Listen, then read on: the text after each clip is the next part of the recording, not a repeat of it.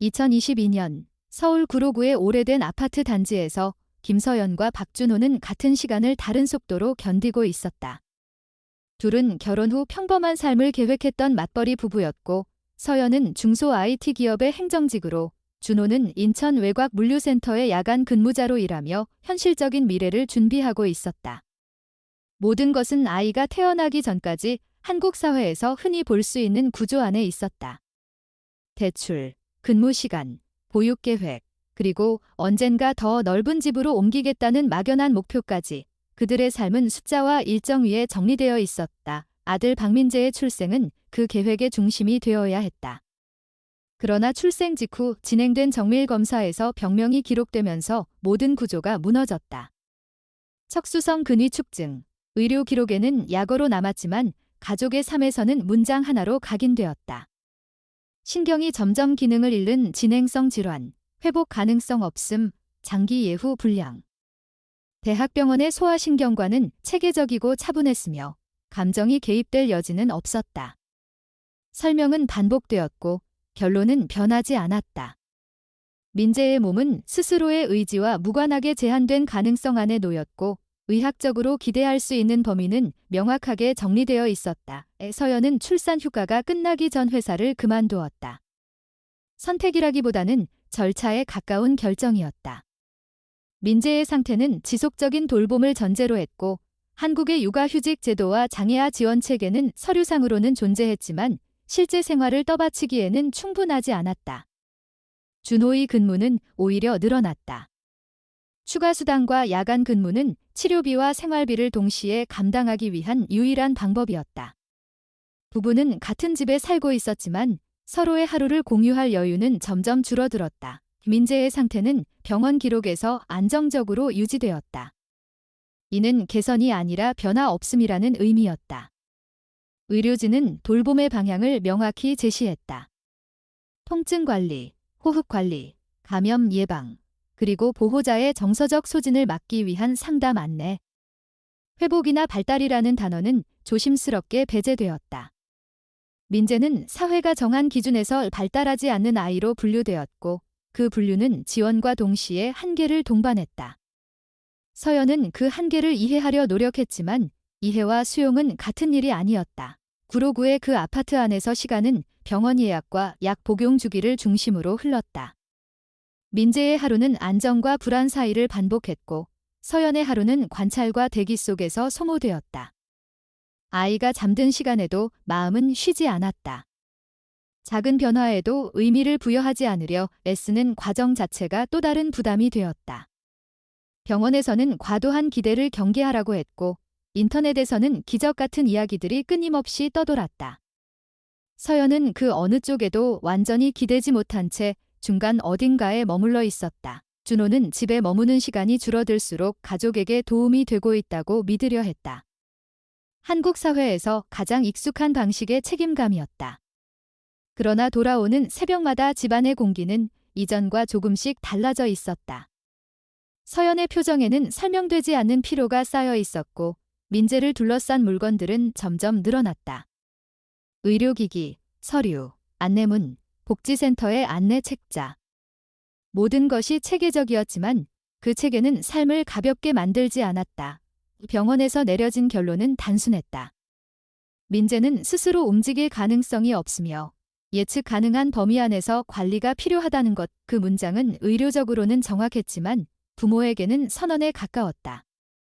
앞으로의 선택지는 제한되어 있었고, 그 제한을 벗어나는 모든 생각은 비현실적인 희망으로 분류되었다. 서연과 준호는 그 분류에 반박할 근거를 갖고 있지 않았다. 그럼에도 불구하고 서연의 일상에는 설명되지 않는 감정이 남아 있었다. 민재를 중심으로 형성된 세계는 점점 좁아졌지만 동시에 예민해졌다. 작은 변화, 미세한 차이, 이전에는 주목하지 않았을 요소들이 의미를 띠기 시작했다.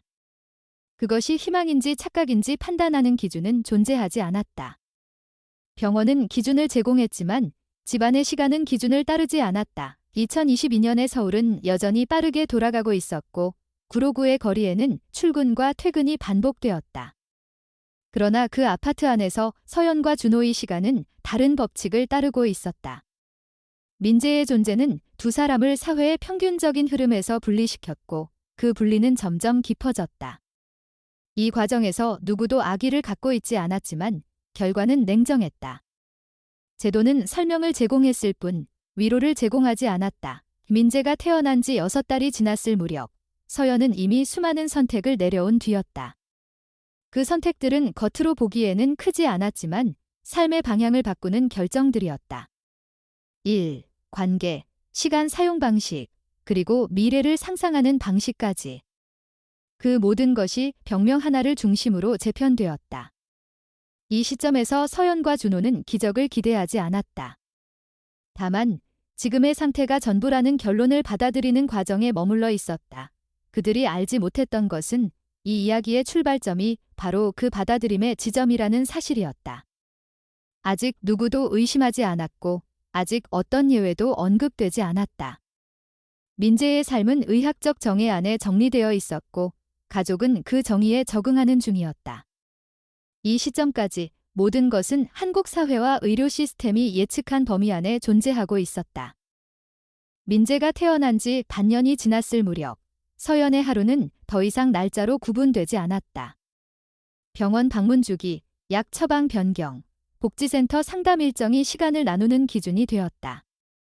하루의 시작과 끝은 민재의 상태 확인으로 연결되었고 그 사이에 개인의 감정이 들어갈 틈은 거의 없었다. 서연은 스스로를 어머니이자 보호자, 간병인으로 인식하기 시작했고 그 인식은 점점 고정된 역할이 되었다. 준호 역시 마찬가지였다. 가족이라는 개념은 유지되고 있었지만 기능적으로는 생존을 유지하기 위한 구조에 가까워지고 있었다. 그 무렵 서연은 구청에서 안내받은 동물보호소 관련 공지문을 접했다. 장애 아동 가정의 정서 안정 프로그램의 일환으로 반려동물 입양을 권장하는 사례가 있다는 내용이었다. 제도적인 지원이라기보다는 참고 자료에 가까운 문서였고 의료진이 공식적으로 권장하는 사항은 아니었다. 서연은 처음에는 그 문서를 접어두었다. 현실적으로 반려동물을 돌볼 여유는 없었고 민재에게 어떤 도움이 될지 확신할 수도 없었다. 그러나 같은 문서를 몇 차례 다시 보게 되면서 그 선택지가 머릿속에서 완전히 사라지지 않는다는 사실을 인식하게 되었다. 결정은 충동적이지 않았다. 서연은 관련 자료를 찾아보고 보호소와 통화 기록을 남겼으며 반려동물을 키우는 장애 아동 가정의 사례를 조용히 살펴보았다. 대부분의 사례는 정서적 안정에 대한 이야기였고 신체적 변화에 대한 언급은 거의 없었다. 그럼에도 불구하고 서연은 그 선택이 현재의 삶을 크게 바꾸지 않을 것이라는 점에 주목했다. 이미 삶은 민재를 중심으로 완전히 재편된 상태였고 추가되는 부담이 결정적인 차이를 만들지는 않을 것처럼 느껴졌다. 입양이 결정된 것은 초봄이었다. 보호소 측에서는 입양 가능성이 낮은 개체를 우선적으로 고려해 달라는 요청을 전했다. 그중 한 마리가 골든 리트리버 품종의 어린 개였고 체구가 작고 반응이 느리다는 이유로 여러 차례 입양이 보류된 상태였다. 서연은 그 설명을 들으며 묘한 동질감을 느꼈다. 기능과 가능성으로 평가받는 기준, 그리고 그 기준에서 벗어난 존재가 겪는 보류 상태는 민재의 상황과 닮아 있었다. 서연은 그 개를 선택했고 이름을 하루라고 정했다. 특별한 의미를 부여하지는 않았다. 하루하루를 견디는 삶에 어울리는 이름이라고 생각했을 뿐이었다. 하루가 집에 들어온 이후 가족의 일상에는 큰 변화가 나타나지 않았다. 일정은 그대로 유지되었고 병원 방문도 줄지 않았다. 서연은 기대를 의도적으로 낮추고 있었다. 반려동물이 기적을 만들 것이라는 생각은 애초에 하지 않았다. 다만 하루의 존재가 집안의 공기를 약간 다르게 만든다는 점은 부정할 수 없었다. 민재의 곁에 하루가 있는 시간이 늘어났고 그 시간 동안 민재의 상태가 비교적 안정적으로 유지되는 경우가 반복되었다. 이는 통계적으로 의미를 부여하기 어려운 수준의 변화였지만 서연에게는 충분히 인지될 만큼 일관성이 있었다. 서연은 그 변화를 외부에 공유하지 않았다. 의료진에게 보고할 만큼 명확한 지표는 아니었고 스스로도 과도한 해석을 경계하고 있었다. 그러나 일상 기록에는 작은 메모가 남기 시작했다. 하루가 함께한 시간, 민재의 상태, 그날의 전체적인 흐름. 이는 희망을 기록하기 위한 것이 아니라 변화를 놓치지 않기 위한 개인적인 장치였다. 서연은 그 기록이 언젠가 의미를 가질 수도 있고 그렇지 않을 수도 있다는 사실을 알고 있었다. 준호는 하루의 존재를 처음에는 조심스럽게 받아들였다. 그는 현실적인 사람이었고 감정에 의존한 선택이 상황을 악화시킬 수 있다는 점을 우려했다. 그러나 퇴근 후 집에 들어왔을 때 이전과 다른 정적을 느끼기 시작하면서 그 우려는 점차 약해졌다. 민재를 둘러싼 긴장감이 완전히 사라진 것은 아니었지만 설명하기 어려운 안정감이 추가된 것은 분명했다.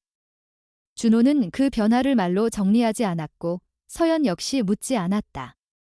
두 사람 모두 그 안정이 깨질 가능성을 의식하고 있었다. 하루의 상태 역시 특별하지 않았다. 보호소에서 전달받은 기록에 따르면 하루는 신체적으로 약했고 성장 속도가 느렸다. 훈련 이력도 없었고 반응 역시 즉각적이지 않았다. 그러나 서연은 그 점이 오히려 부담을 줄여준다고 느꼈다. 무엇을 기대하지 않는 관계는 실망을 동반하지 않았고 그 자체로 지속 가능했다. 하루는 기능을 증명할 필요가 없는 존재였고 민재 역시 마찬가지였다. 두 존재가 같은 공간에 머무르는 것만으로도 그 공간의 성격은 이전과 달라지고 있었다. 시간이 지나면서 서연은 하나의 패턴을 인식하게 되었다. 하루가 민재와 가까운 시간대에 민재의 상태가 비교적 안정적으로 유지된다는 점이었다. 이는 의학적 용어로 설명하기 어려웠고 단순한 우연으로 치부할 수도 있었다.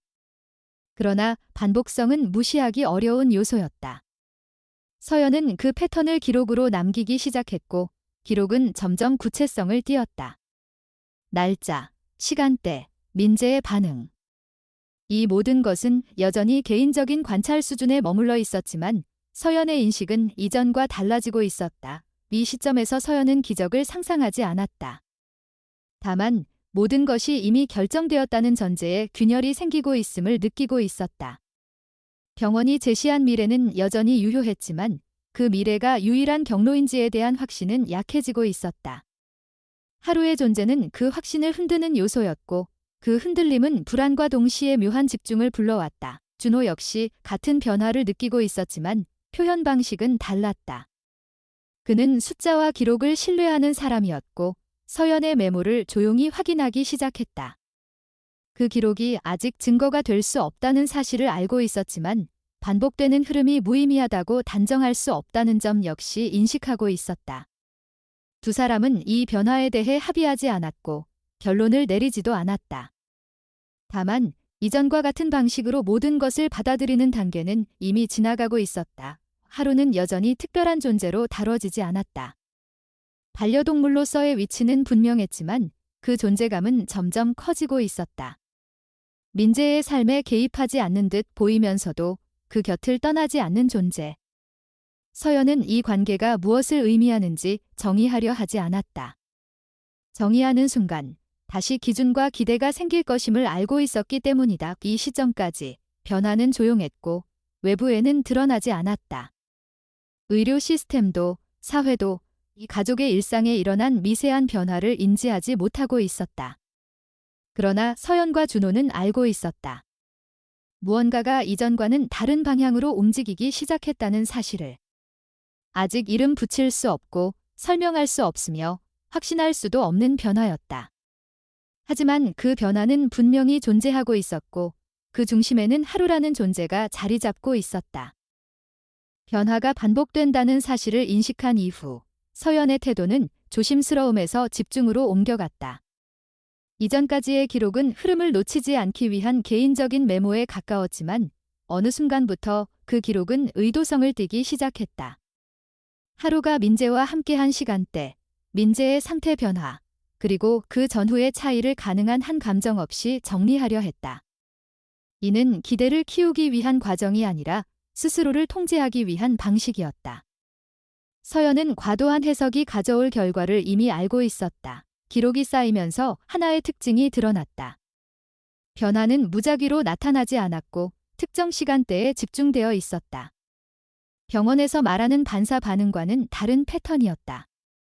일정한 간격, 반복성, 그리고 하루의 상태와 연관된 일관성. 그 모든 요소가 동시에 존재한다는 점은 쉽게 무시할 수 없었다. 서연은 이 사실을 즉시 외부에 알리지 않았다. 의료진의 반응을 예측할 수 있었고 그 반응이 기록 자체를 무력화시킬 가능성도 충분히 알고 있었다. 이 과정에서 서연은 스스로의 감정을 철저히 배제하려 했다. 희망이라는 단어를 사용하지 않았고 기적이라는 표현은 의도적으로 피했다. 대신 이상, 변화, 관찰 같은 단어를 선택했다. 이는 한국 사회에서 의료적 판단이 가지는 권위와 그에 도전할 때 따르는 부담을 잘 알고 있었기 때문이다. 감정에 기대는 순간 모든 기록은 신뢰를 잃게 된다. 서연은 그 점을 누구보다 잘 이해하고 있었다. 준호 역시 변화를 인지하고 있었다. 그는 기록을 함께 확인하며 숫자와 반복성에 주목했다. 감정적인 공감보다는 구조적인 이해에 가까운 방식이었다. 특정 시간대에 집중된 변화, 하루의 상태와의 상관성, 그리고 민재의 전반적인 안정도. 준호는 이 모든 요소를 하나의 현상으로 인식하기 시작했다. 그러나 그는 결론을 서두르지 않았다. 한국 사회에서 의료적 판단은 개인의 경험보다 항상 앞선다. 그 현실을 무시한 선택은 가족 전체를 위험에 빠뜨릴 수 있었다. 결정적인 전환점은 어느 밤이었다. 서연은 우연히 잠에서 깨어났고 그 시점이 기록에서 반복적으로 언급되던 시간대와 겹쳤다. 그는 즉각적으로 상황을 확인했고 그 순간 이전까지의 모든 기록이 단순한 추정이 아니었음을 인식했다. 변화는 명확했고 이전과 다른 방식으로 나타나고 있었다. 이는 단순한 반사나 우연으로 설명하기 어려운 수준이었다. 서연은 그 순간을 기억에 의존하지 않기로 결정했다. 다음 날 서연은 가정용 카메라를 설치했다. 이는 감시를 위한 도구가 아니라 객관성을 확보하기 위한 최소한의 장치였다. 카메라는 민재와 하루가 함께 있는 공간을 일정 시간 기록하도록 설정되었다. 서연은 카메라를 확인하는 행위 자체를 최소화하려 했다. 관찰자가 개입하는 순간 기록은 왜곡될 수 있기 때문이다. 그는 이 과정을 하나의 실험처럼 대했다. 감정은 배제되고 결과만 남아야 했다. 기록은 며칠에 걸쳐 축적되었다. 서연은 낮 시간에는 카메라를 거의 확인하지 않았고 일정 기간이 지난 후에야 데이터를 정리했다. 그 과정에서 이전의 수기 기록과 영상 기록이 겹치는 지점을 발견했다. 하루의 특정 행동 패턴 이후에 나타나는 민재의 반응, 그리고 그 반응이 멈추는 시점까지의 흐름. 이는 더 이상 개인적인 착각으로 치부할 수 없는 수준이었다. 서연은 이 사실을 준호에게 공유했다. 공유 방식 역시 조심스러웠다. 감정을 섞지 않고 기록과 영상만을 제시했다. 준호는 그 자료를 반복해서 확인했고 처음에는 침묵으로 반응했다. 침묵은 부정이 아니라 판단을 미루는 방식이었다. 그는 이 자료가 무엇을 의미하는지 즉시 결론 내릴 수 없었다. 그러나 한 가지는 분명했다. 이 현상은 기존의 설명과 맞지 않았다. 준호는 그날 이후 민재의 상태를 이전과 다른 시선으로 보기 시작했다. 병원에서 제공하는 예측과 가정에서 관찰되는 현실 사이에 간극이 존재한다는 사실을 인정하게 되었다. 이는 의료진에 대한 불신으로 이어지지 않았다. 다만 모든 가능성이 이미 평가되었다는 전제에 의문을 품게 만들었다. 한국의 의료 시스템은 효율적이지만 모든 예외를 포착하지는 못한다. 준호는 그 구조적 한계를 인식하기 시작했다. 서연은 이 변화를 외부로 확장하지 않았다. 아직은 내부에서 충분히 검증되지 않은 상태였고 섣부른 공유는 오히려 상황을 악화시킬 수 있었다.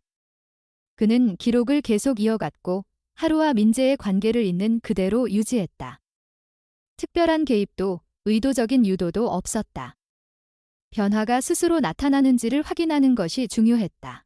이 시점에서 하루의 존재는 단순한 반려동물을 넘어 하나의 변수로 인식되기 시작했다. 그러나 그 변수는 통제되지 않았고 조작되지도 않았다. 서연은 하루에게 어떤 역할도 부여하지 않았다. 역할을 부여하는 순간 기대가 생기고 기대는 판단을 흐리게 만든다. 그는 그 위험을 알고 있었다.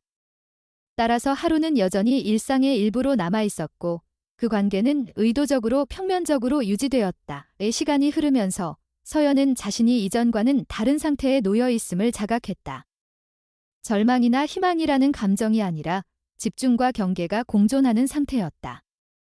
모든 것을 받아들이는 단계는 이미 지나갔고 그렇다고 미래를 상상하는 단계도 아니었다. 그 중간 어딘가에서 그는 변화의 의미를 가늠하고 있었다. 이 변화는 조용했고 외부에는 드러나지 않았다.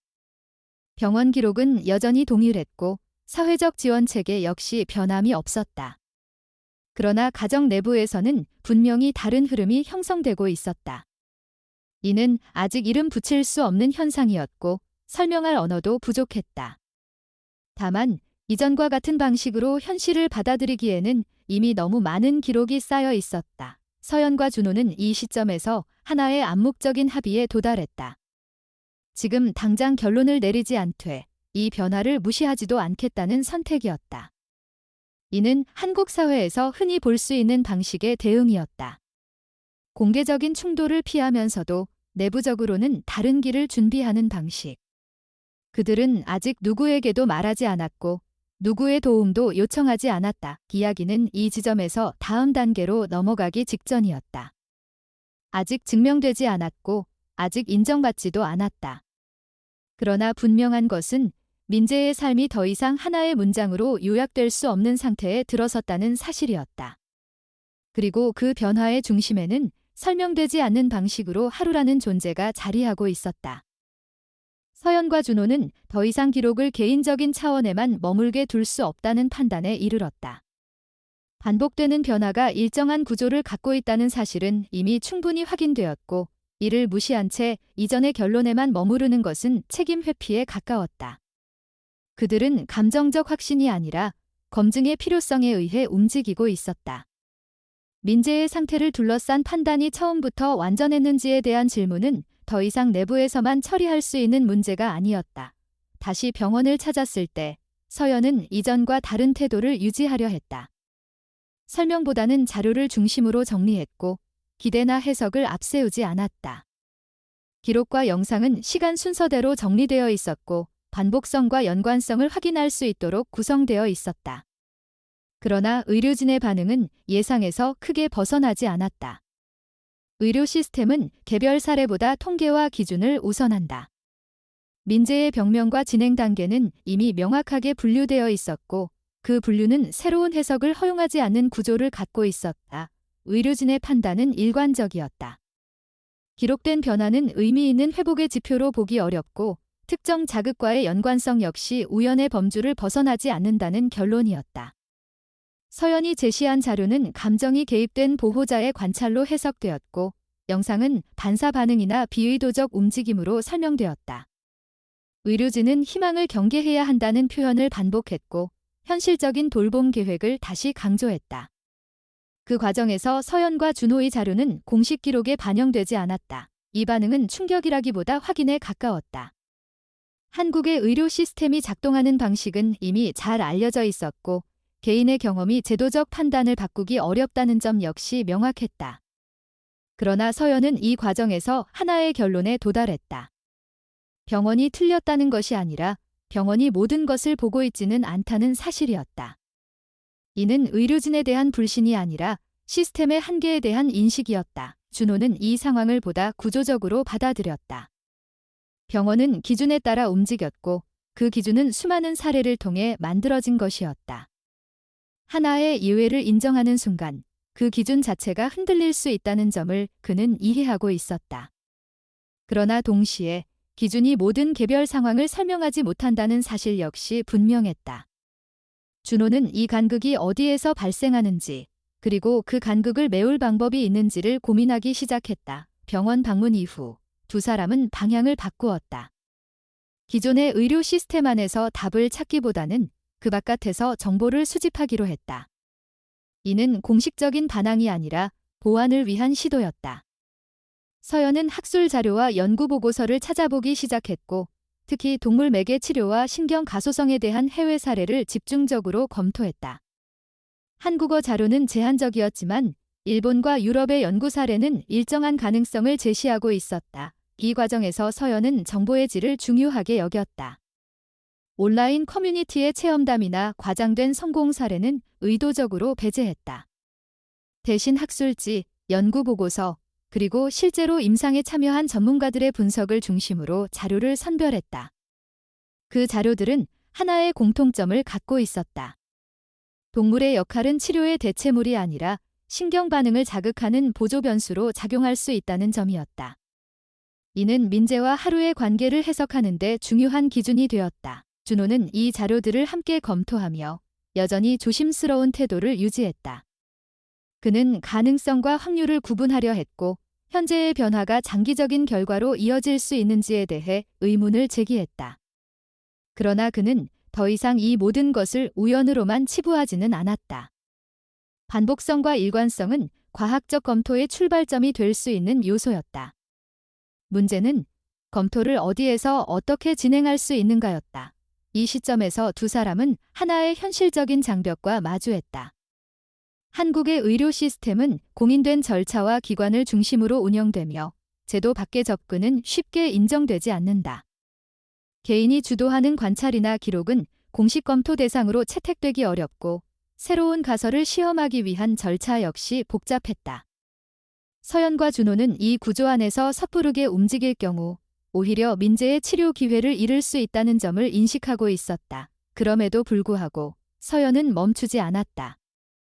그는 이 과정을 투쟁으로 여기지 않았다. 대신 준비로 인식했다. 충분한 자료, 충분한 검토, 그리고 충분한 신뢰를 확보한 이후에야 다음 단계를 고려할 수 있다고 판단했다. 이는 감정에 휘둘리지 않기 위한 선택이었고 동시에 민재의 가능성을 지키기 위한 최소한의 전략이었다. 하루의 존재는 이 과정에서도 변하지 않았다.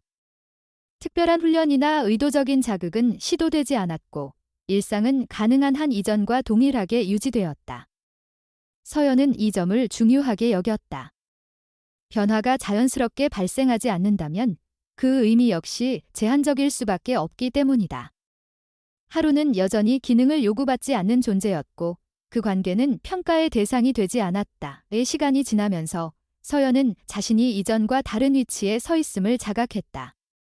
더 이상 수동적으로 결론을 받아들이는 보호자가 아니라 질문을 준비하는 주체로 이동하고 있었다.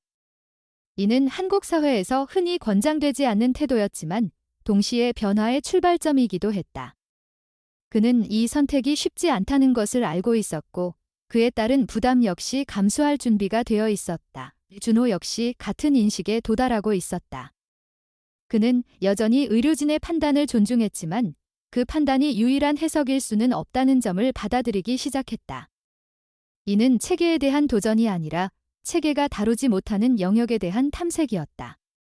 두 사람은 이 탐색이 어디로 이어질지 알지 못했다. 다만 이전과 같은 방식으로 모든 것을 정리하는 단계는 이미 지나갔다는 사실만은 분명했다. 이 시점에서 가족은 하나의 경계선에 서 있었다.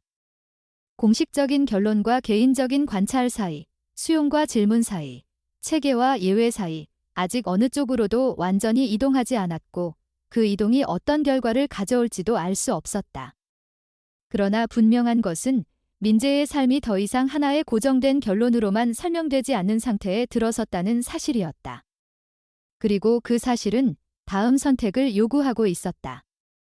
변화가 외부로 알려진 것은 의도한 결과가 아니었다. 서연은 기록을 공유할 때마다 범위를 제한했고 의료체계 내부의 판단을 자극하지 않으려 신중을 기했다. 그러나 민재와 같은 진단을 받은 아이를 둔 부모들이 모인 온라인 커뮤니티에서 서연이 남긴 몇 줄의 중립적인 관찰 기록이 주목을 받기 시작했다. 감정도 결론도 없는 기록이었다. 특정 시간대에 반복되는 반응, 반려동물의 존재와의 상관성, 그리고 그 흐름이 일정하게 유지된다는 점 과장되지 않았기에 오히려 신뢰를 얻었다. 그 기록을 통해 한 사람이 서연에게 연락을 취했다. 한지은이라는 이름은 처음에는 낯설었지만 서연이 확인한 경력은 가볍지 않았다. 국내 대학 소속이 아닌 해외 연구기관과 협력해온 신경재활 분야의 독립 연구자였고 일본과 유럽에서 동물 매개 치료 관련 프로젝트에 참여한 이력이 있었다. 제도권 의료 시스템 안에서 활동하지 않았기에 공식적인 권위는 제한적이었지만 그만큼 기존 틀에 얽매이지 않는 시선을 갖고 있다는 점이 눈에 띄었다. 서연은 즉각적인 기대를 품지 않았다. 이미 여러 번 비슷한 접근을 접했고 그 대부분이 현실적인 도움으로 이어지지 않았기 때문이다. 그럼에도 불구하고 한지은의 접근 방식은 달랐다. 그는 서연의 해석을 묻지 않았고 감정적인 반응을 요구하지도 않았다. 오직 기록과 데이터만을 요청했고 그 외의 정보는 판단에 방해가 될 수 있다며 배제했다. 이 태도는 서연에게 중요한 신호였다. 자료 전달 이후 한지은은 일정 기간 침묵을 유지했다. 그 시간 동안 서연과 준호는 다시 기다림의 상태로 돌아갔다. 다만 이전과 달리 이 기다림에는 방향성이 있었다. 어느 쪽으로든 결론이 날 것이라는 예감이 있었고 그 예감은 불안과 함께 묘한 긴장을 동반했다. 기록은 계속 이어졌고 하루와 민재의 관계는 변하지 않았다. 외부의 시선이 개입되었다는 사실만이 이전과 다른 점이었다. 며칠 후 한지은은 직접 확인이 필요하다는 의사를 전해왔다. 공식적인 진단이나 치료를 약속하지 않았고 가능성에 대해서도 언급하지 않았다. 단지 기록만으로는 설명되지 않는 부분이 있으며 실제 반응의 맥락을 확인해야 한다는 이유였다. 서연은 이 요청을 받아들이면서도 또 하나의 좌절을 대비하고 있었다. 기대가 커질수록 무너질 때의 충격도 커진다는 사실을 잘 알고 있었기 때문이다. 관찰은 조용히 이루어졌다. 한지은은 민재의 병력이나 기존 진단에 대해 자세히 묻지 않았다. 이미 알고 있는 정보가 판단을 왜곡할 수 있다는 이유였다. 그는 하루의 상태와 민재의 반응을 분리하지 않고 하나의 흐름으로 파악하려 했다. 그 과정에서 서연과 준호는 처음으로 자신의 기록이 외부의 시선에서도 의미를 갖는다는 느낌을 받았다. 해석이 아니라 질문의 형태로 되돌아왔기 때문이다. 관찰 이후 한지은은 하나의 가설을 제시했다. 그것은 결론이 아니라 가능성에 가까웠다. 민재의 신경 기능이 완전히 소실된 상태라기보다는 기존 검사에서 포착되지 않을 정도로 미세한 잔존 활동이 남아있을 수 있다는 가설이었다.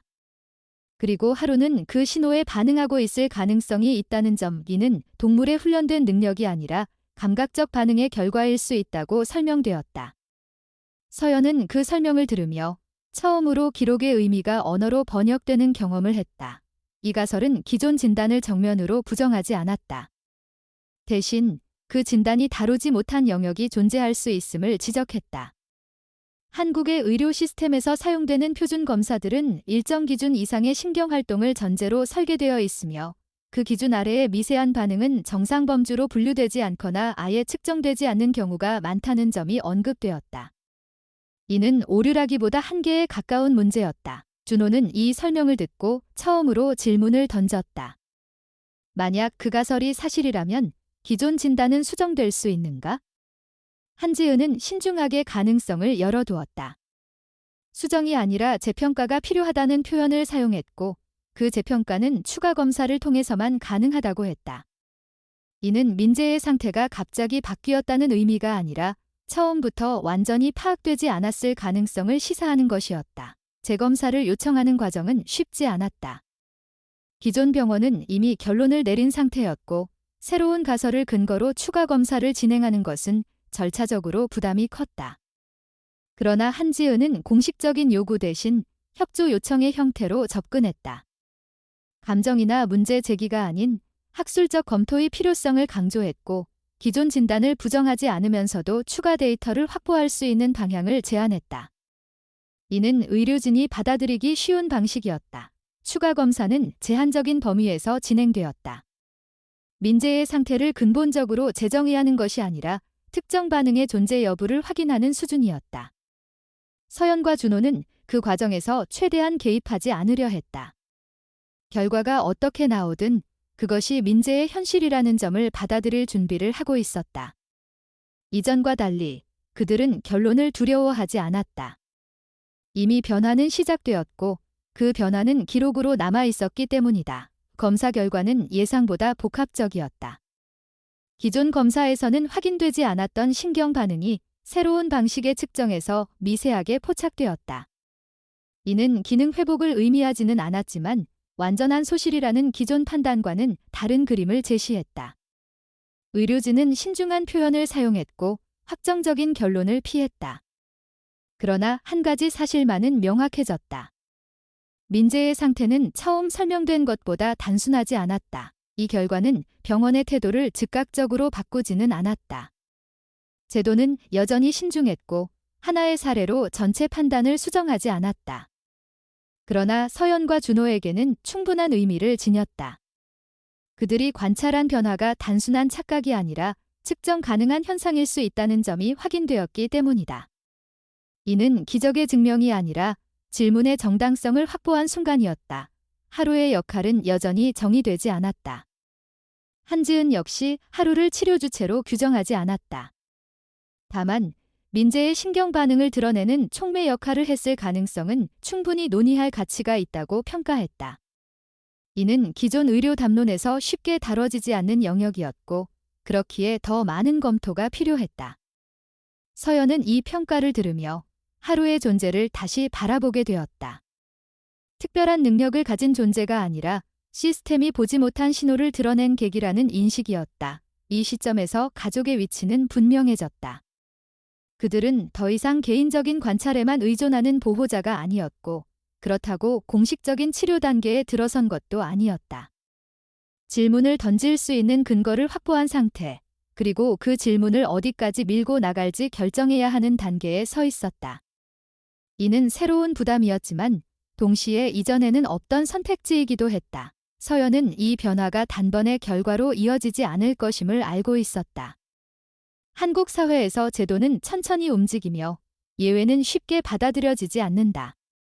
그러나 이제 그는 확신하고 있었다. 민재의 삶은 더 이상 하나의 결론으로 고정되지 않았으며 그 결론을 다시 묻는 것이 무책임한 행동은 아니라는 사실을. 그리고 그 질문의 출발점에는 여전히 이름 그대로 하루하루를 함께 견디고 있는 하루가 있었다. 재평가의 결과가 나온 이후 민재를 둘러싼 상황은 이전보다 더 복잡해졌다. 기존의 결론이 완전히 뒤집힌 것은 아니었지만 단순히 관리와 유지에 머물러야 한다는 판단 역시 더 이상 절대적인 기준이 아니게 되었다. 의료진은 조심스럽게 하나의 선택지를 제시했다. 아직 표준 치료로 채택되지 않았고 장기적인 결과 역시 확정되지 않은 신경재생 관련 실험적 치료 프로그램이었다.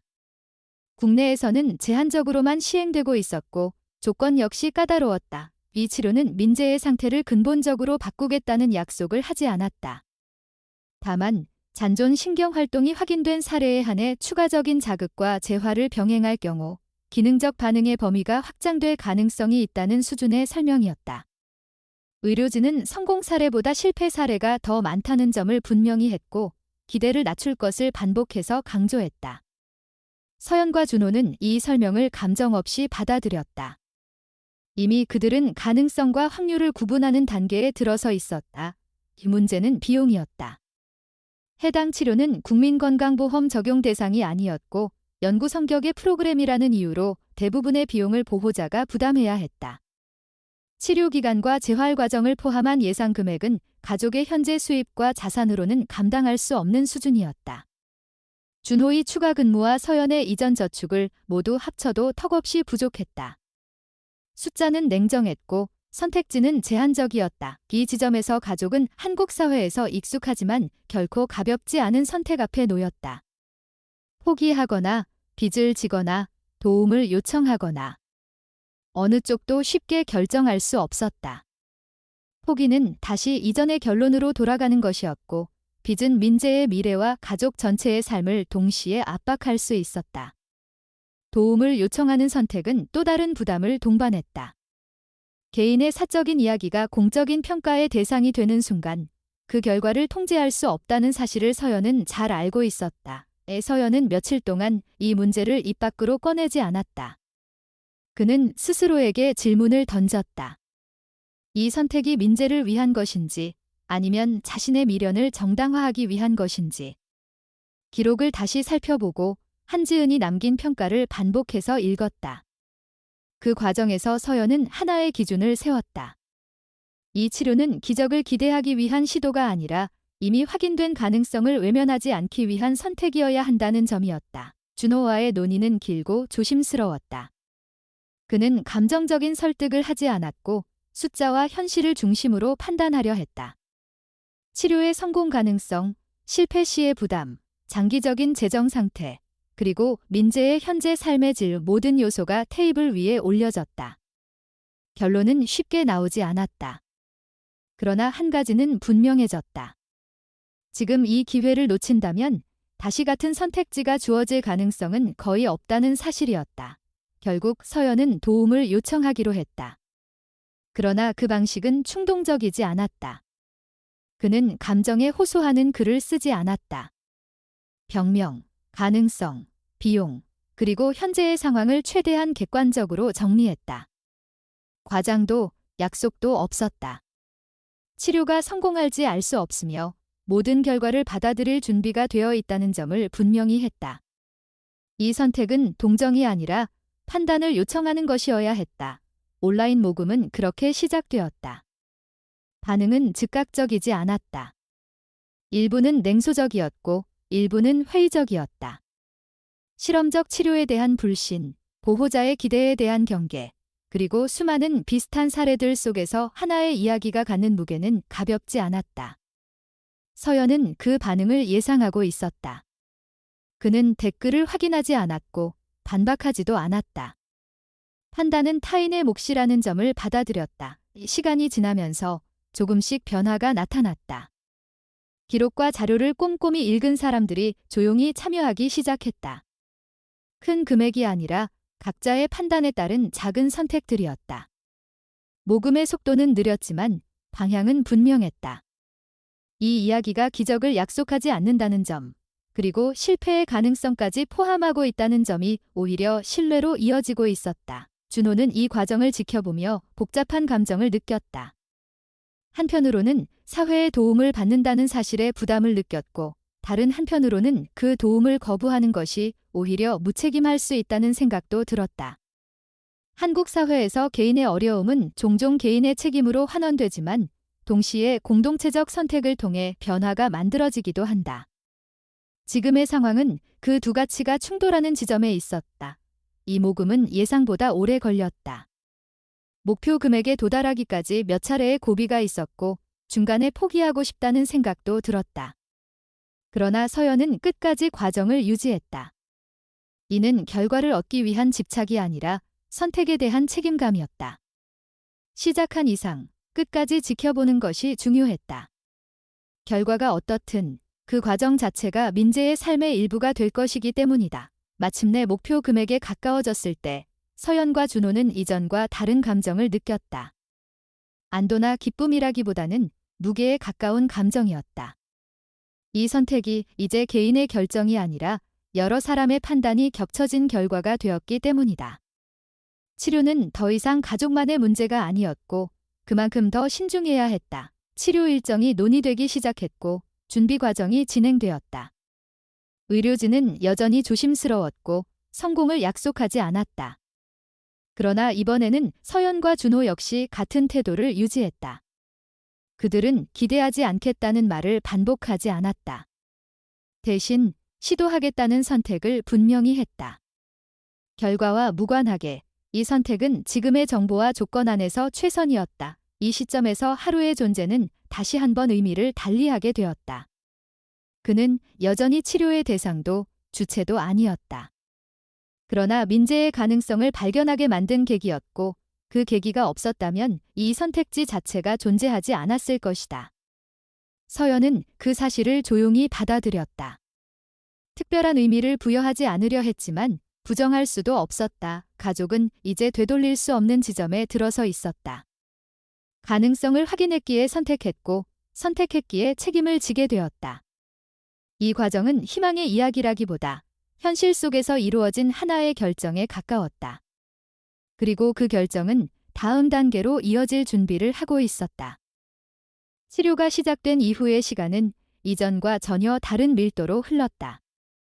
민재의 하루는 일정표로 분해되었고 서연과 준호의 생활 역시 그 일정에 맞춰 재편되었다.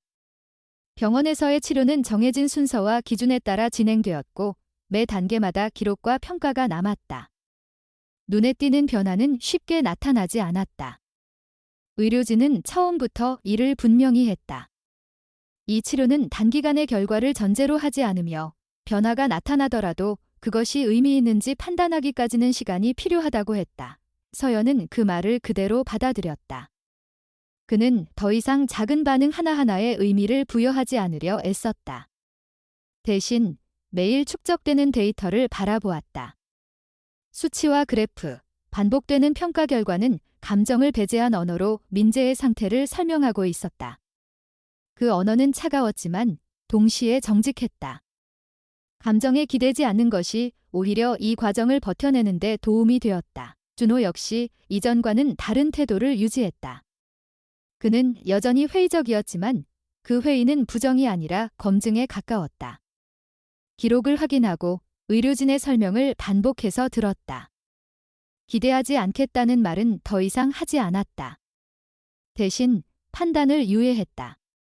지금은 결론을 내릴 단계가 아니라는 점을 받아들이고 있었다. 이 며칠이 지나고 몇 주가 흘렀다. 치료는 중단 없이 이어졌고 중간 점검 결과는 큰 변화를 보여주지 않았다. 일부 지표에서 미세한 차이가 감지되었지만 그것이 치료의 효과인지 자연적 변동인지는 단정할 수 없었다. 의료진은 여전히 신중했고 확정적인 표현을 피했다. 서연과 준호는 그 태도를 존중했다. 확신 없는 낙관은 오히려 위험하다는 사실을 이미 알고 있었다. 이 시기 하루의 존재는 이전과 다른 방식으로 인식되기 시작했다. 그는 치료의 일부로 포함되지 않았고 병원에서는 그 역할을 공식적으로 인정하지 않았다. 그러나 민재의 반응은 여전히 하루의 개입 이후에 가장 먼저 나타나는 경향을 보였다. 그 사실은 기록으로 남아 있었고 반복적으로 확인되었다. 의료진은 이를 우연의 범주에 포함시키려 했지만 완전히 배제하지도 못했다. 서연은 이 모순을 굳이 해석하려 하지 않았다. 하루가 무엇을 하고 있는지, 왜 그런 반응이 나타나는지에 대한 설명을 찾는 대신 그 패턴이 지속되고 있다는 사실 자체에 집중했다. 그는 하루를 특별한 존재로 만들고 싶지 않았다. 그러나 동시에 하루를 이전처럼 단순한 반려동물로만 취급할 수도 없었다. 그 중간 지점에서 서연은 조용히 균형을 유지하려 했다. 시간이 더 흐르면서 변화는 갑작스럽게 나타났다. 그것은 극적인 사건의 형태가 아니었다. 어느 날의 기록에서 민재의 반응 시간이 이전보다 짧아졌다는 보고가 남았다. 다음 날에는 특정 자극에 대한 반응 범위가 미세하게 넓어졌다는 평가가 추가되었다. 개별적으로 보면 의미 없는 차이처럼 보일 수 있었지만 연속된 데이터로 놓고 보면 방향성이 드러나기 시작했다. 의료진 내부에서도 논의가 이루어졌다. 아직 외부에 공유할 단계는 아니었지만 치료가 최소한 부정적인 영향을 주고 있지는 않다는 점에는 의견이 모였다. 이는 중요한 전환점이었다. 실패의 가능성만을 염두에 두고 시작한 치료가 이제는 유지해야 할 선택지로 바뀌고 있었다. 준호는 이 변화를 가장 늦게 받아들였다.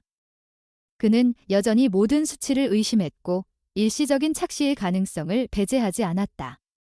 그러나 반복되는 결과 앞에서 완강한 회의는 점차 힘을 잃었다. 그는 서연에게 이 사실을 직접적으로 말하지 않았다. 대신 이전보다 자주 기록을 확인했고 의료진에게 질문을 던졌다. 행동이 먼저 변하고 인식이 뒤따르는 방식이었다. 이 과정에서 서연은 또 다른 부담을 느끼기 시작했다. 외부의 관심이었다. 치료가 시작되었다는 소식은 모금을 통해 이미 알려진 상태였고 일부 언론과 단체는 경과에 대한 업데이트를 요청해왔다. 서연은 대부분의 요청을 거절했다. 이 치료는 공개 실험이 아니며 민재의 삶은 증명의 대상이 아니라는 점을 분명히 했다. 그는 결과가 나오기 전까지 어떤 형태의 평가도 원하지 않았다. 그러나 모든 요청을 차단할 수는 없었다. 이미 많은 사람들이 이 선택에 참여했고 그들은 결과를 궁금해할 권리가 있었다. 서연은 그 균형을 유지하기 위해 최소한의 정보만을 공유했다. 치료가 진행 중이며 아직 결론을 말할 단계가 아니라는 사실. 그 외의 감정적 표현은 모두 배제했다. 기대를 키우는 것도 실망을 예고하는 것도 하지 않았다. 그 무렵 하루에게 변화가 나타났다. 이전보다 쉽게 지치는 모습이 관찰되었고 식사량에도 미세한 변화가 있었다. 서연은 즉시 병원에 문의했고 검사가 진행되었다. 결과는 명확하지 않았다. 단기적인 컨디션 저하일 수도 있었고 스트레스에 대한 반응일 수도 있었다. 그러나 서연의 불안은 쉽게 가라앉지 않았다. 하루는 민재와 일정한 거리를 유지하려 했고 이전처럼 적극적으로 개입하지 않았다. 그 변화는 민재의 반응에도 영향을 미쳤다. 반응의 빈도가 줄었고 기록의 흐름에도 미세한 흔들림이 나타났다. 의료진은 이를 치료 과정에서 흔히 나타나는 변동으로 설명했지만 서연은 다른 가능성을 떠올렸다. 하루의 상태가 민재의 변화와 연결되어 있을 가능성이었다. 이 생각은 서연에게 부담으로 다가왔다. 만약 하루의 상태가 민재에게 영향을 미친다면 지금의 치료는 둘 모두에게 무리가 되고 있는 것은 아닐까? 그는 이 질문을 의료진에게 직접적으로 던지지 않았다. 대신 하루의 상태를 더 면밀히 관찰했고 별도의 검진을 요청했다. 검진 결과는 예상보다 심각했다. 초기 단계의 면역 관련 이상 반응이 의심된다는 소견이었다. 즉각적인 치료가 필요할 정도는 아니었지만 방치할 경우 빠르게 악화될 가능성이 있다는 설명이 뒤따랐다. 서연은 그 말을 듣는 순간 이전의 모든 선택이 하나의 지점으로 수렴하고 있다는 느낌을 받았다. 하루는 단순히 민재의 곁에 있었던 존재가 아니었다. 이 선택의 시작점이었고 지금까지 이어진 모든 과정의 중심에 있었다. 그리고 이제 하루 역시 선택의 대상이 되고 있었다. 치료를 이어가려면 하루의 상태를 관리해야 했고 경우에 따라서는 우선순위를 재조정해야 할 수도 있었다. 준호는 이 사실을 듣고 침묵했다. 그는 오랫동안 말을 하지 않았고 그 침묵은 이전과 달랐다. 회의도 부정도 아니었다. 계산이 이루어지는 시간이었다. 민재의 치료, 하루의 상태, 그리고 가족이 감당할 수 있는 한계. 모든 요소가 다시 테이블 위에 올라왔다. 서연은 그 침묵을 재촉하지 않았다. 이미 충분히 많은 선택을 해왔고 또 하나의 선택을 앞두고 있었다. 이 선택은 이전보다 더 어려웠다. 왜냐하면 이번에는 누구를 위한 선택인지 분명하지 않았기 때문이다. 시간은 여전히 흐르고 있었고 치료 일정은 멈출 수 없었다. 민재의 변화는 계속되고 있었고 하루의 상태 역시 더 지켜봐야 했다. 이 두 흐름이 동시에 존재하는 상황에서 가족은 또 하나의 결정을 준비하고 있었다. 이 결정은 결과보다 과정이 더 중요해질 것이 분명했다. 그리고 그 과정은 이전보다 더 큰 책임을 요구하고 있었다. 결정의 순간은 갑작스럽게 오지 않았다. 그것은 여러 날에 걸쳐 수치와 기록, 의료진의 의견, 그리고 가족 내부의 침묵이 겹겹이 쌓인 끝에 도달한 지점이었다. 민재의 치료는 점진적인 변화를 보이고 있었고 그 변화는 더 이상 우연의 범주로만 설명되기 어려운 단계에 이르렀다. 동시에 하루의 상태는 관리가 필요한 수준으로 명확해지고 있었다. 두 흐름은 서로 분리될 수 없었고 하나를 선택하는 일은 다른 하나를 외면하는 선택이 될 수 있었다. 의료진은 솔직했다. 민재의 치료를 중단하는 것은 지금까지의 진전을 위험에 빠뜨릴 수 있으며 하루의 치료를 미루는 것 역시 회복 가능성을 낮출 수 있다고 했다. 자원은 한정되어 있었고 시간은 누구의 편도 아니었다. 서연과 준호는 이 사실을 알고 있었다. 그래서 그들은 선택을 계산으로만 하지 않기로 했다. 누가 더 중요한가가 아니라 무엇이 옳은가라는 질문으로 방향을 바꾸었다. 서연은 처음으로 하루를 치료의 대상으로 공식적으로 포함시키는 결정을 요청했다. 그것은 민재의 치료 일정과 병행하는 방식이었고 추가적인 부담을 의미했다. 재정적인 문제는 이미 사회의 도움으로 어느 정도 해소된 상태였지만 책임의 무게는 더 커졌다. 이 선택이 성공하지 못할 가능성 역시 분명히 존재했다. 그러나 서연은 더 이상 가능성의 크기를 따지지 않았다. 지금까지의 과정이 그에게 가르쳐준 것은 외면하지 않는 선택이 가장 후회가 적다는 사실이었다. 준호는 그 결정을 지지했다. 그는 처음부터 끝까지 확신을 가진 적은 없었다. 하지만 확신이 없다는 이유로 움직이지 않는 것이 옳지 않다는 점은 분명히 깨닫고 있었다. 그는 이제 결과보다 태도를 중요하게 생각하고 있었다. 무엇을 선택했는지가 아니라 어떤 방식으로 선택했는지가 이 가족의 기준이 되었다. 치료는 다시 조정되었다. 민재의 프로그램은 유지되었고 하루를 위한 별도의 관리 계획이 추가되었다. 두 치료는 서로를 방해하지 않도록 조심스럽게 배치되었다. 의료진은 이전보다 더 많은 기록을 남겼고 모든 변화는 세밀하게 검토되었다. 이 과정은 빠르지 않았고 확실한 결론을 약속하지도 않았다. 그러나 불확실성 속에서도 방향은 분명했다. 시간이 흐르면서 민재의 반응은 점점 안정적인 양상을 보였다. 급격한 변화는 없었지만 이전보다 넓어진 반응 범위와 일관된 지표가 확인되었다. 이는 치료의 지속을 정당화하기에 충분한 근거였다. 의료진은 조심스럽게 긍정적인 평가를 남겼고 추가적인 단계로 나아갈 수 있는 가능성을 언급했다. 그것은 선언이 아니라 제안에 가까웠다. 하루의 상태 역시 서서히 안정되기 시작했다. 초기의 이상 반응은 관리하에 통제되었고 전반적인 지표는 개선 방향을 가리켰다. 서연은 이 결과를 기적으로 받아들이지 않았다. 대신 적절한 시점에 적절한 선택이 이루어졌을 때 나타나는 변화로 이해했다. 이 이야기를 신화로 만들고 싶지 않았다. 현실 속에서 반복될 수 있는 선택의 사례로 남기고 싶었다. 외부의 관심은 여전히 존재했다. 일부는 결과를 요구했고 일부는 의미를 부여하려 했다. 서연은 여전히 말을 아꼈다. 그는 결과를 증명으로 사용하지 않았다. 다만 과정에 대해 이야기했다. 어떻게 선택했고 왜 그 선택을 외면하지 않았는지. 성공과 실패를 나누는 기준보다 책임과 연대를 이야기했다. 민재의 치료는 어느 순간 하나의 전환점을 맞았다. 이전에는 반응의 유무를 확인하는 단계였다면 이제는 그 반응을 유지하고 확장하는 단계로 넘어가고 있었다. 이 변화는 기록으로만 확인될 수 있었고 눈에 띄는 장면으로 설명되지는 않았다. 그러나 그 의미는 분명했다. 민재의 삶은 더 이상 정지된 상태가 아니었다. 하루는 여전히 그 곁에 있었다. 이전처럼 중심에 있지 않았고 공식적인 역할도 없었다. 그러나 그의 존재는 여전히 중요한 변수였다. 서연은 이 사실을 숨기지 않았다. 그러나 과장하지도 않았다. 하루는 특별한 능력을 가진 존재가 아니라 민재의 변화가 시작되는 순간에 함께 있었던 존재였다.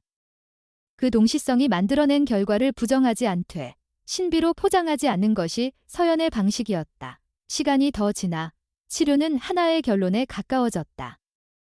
완전한 회복이라는 단어는 여전히 사용되지 않았다. 대신 지속 가능한 변화라는 표현이 선택되었다.